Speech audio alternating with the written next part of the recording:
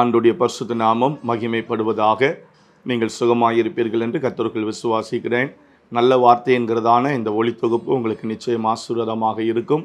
ஆசீர்வதிக்கப்படும் போது எங்களுக்கு தெரியப்படுத்துங்கள். ஆண்டவர் உங்களை நிச்சயம் பலப்படுத்த அவர் வல்லமையுள்ளவர்.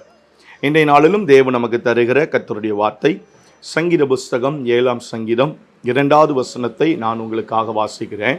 சத்துரு சிங்கம் போல் என் ஆத்துமாவை பிடித்து கொண்டு போய் விடுவிக்கிறவன் இல்லாமையால் அதை பீறாதபடிக்கு என்னை தப்புவியும். கர்த்தருக்கு ஸ்தோத்திரம் உண்டாவதாக. தாவீதின் சங்கீதம். தாவீது தேவனிடத்தில் ஒரு ஜெபமாக, ஒரு விண்ணப்பமாக, ஒரு முறையாக அவன் கேட்கிறான், என்னை தப்புவியும்.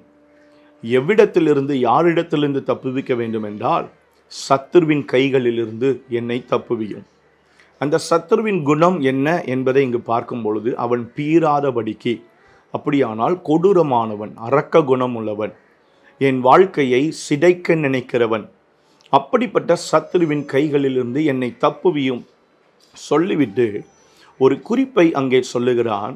தப்புவிக்கிறவன் இல்லாமையால் இவன் மாண்டு போனான் என்று என்னை குறித்து ஒரு வார்த்தை வந்துவிடக்கூடாது. ஆண்டவரே, நீர் என்னை எந்த சிங்கங்களின் கைக்கும், எந்த சத்துருவின் கைக்கும், எந்த கர்ச்சிக்கிற சத்துருவின் கோபங்களுக்கும் நீர் என்னை தப்புவிக்கிறவர் என்பதை நான் உணர்வது மட்டுமல்ல, என்னை சுற்றிலும் இருக்கிறவர்கள் அறிவது மட்டுமல்ல, எனக்கு விரோதமாய் எழும்புகிற சத்துரு அறிந்து கொள்ளும்படி என்னை அவனுடைய கைகளிலிருந்து தப்புவியும் என்று ஒரு ஜெபத்தை அவன் தேவனிடத்தில் வைக்கிறான்.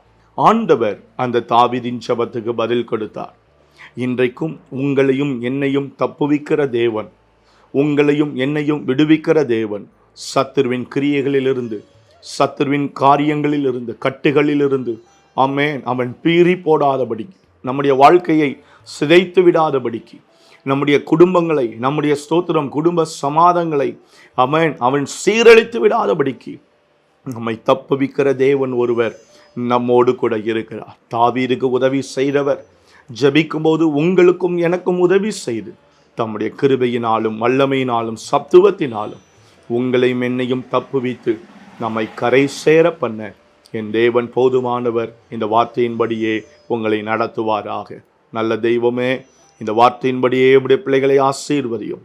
விடுவிக்கிறவன் இல்லாமையால் தோற்று போனோம் என்கிற வார்த்தை வராதபடிக்கு ஒவ்வொருவரையும் கர்த்தர் விடுவித்து நியாயம் செய்து ஒவ்வொருடைய வாழ்க்கையிலும் உம்முடைய கிருபையை நீர் விளங்க பண்ணுவீராக. நாம மகிமைப்படட்டும். இயேசுவின் அற்புதமான நாமத்தில் பிதாவே, ஆமேன், ஆமேன். Have a good day. கர்த்தர் உங்களை ஆசீர்வதிப்பாராக. ஆமேன், ஆமேன்.